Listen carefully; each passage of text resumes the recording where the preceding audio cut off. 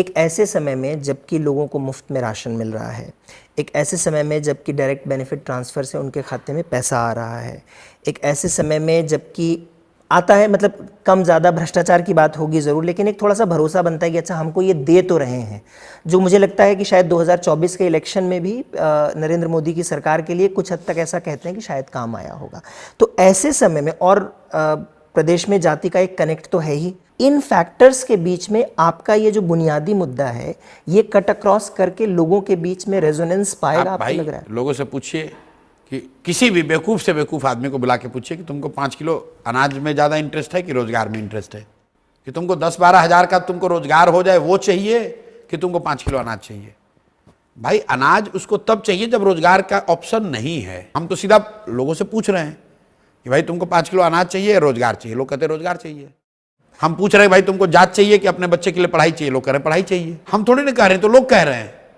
तो आप ये फिर वही परसेप्शन वाली बात है कि आपका और पत्रकारों का, एनालिस्ट्स का एक परसेप्शन बना हुआ है कि लोगों को तो मुफ्त अनाज चाहिए, लोगों को मिल रहा है, अभी मिल रहा है। देखिए ऐसा है तो हम बंद थोड़ी ना कर रहे हैं। नहीं, मैंने बंद नहीं करेंगे, लेकिन एक चीज जो वो सेंट्रल गवर्नमेंट, सुनिए, बनिस्बत वादा, हम इस पे समझना चाह रहे हैं।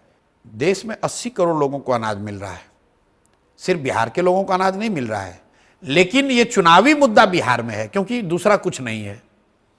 भाई गुजरात के गरीबों को भी तो 5 किलो अनाज मिल रहा है, लेकिन उसकी चर्चा तो नहीं हो रही है। पर उत्तर प्रदेश में था प्रशांत जी। भाई एक मिनट सुन लीजिए। हाँ। उत्तर प्रदेश में योगी जी का आप हमको भाषण सुनाइए, मोदी जी का, जहां वो कह रहे हैं कि 5 किलो पर उनको वोट चाहिए।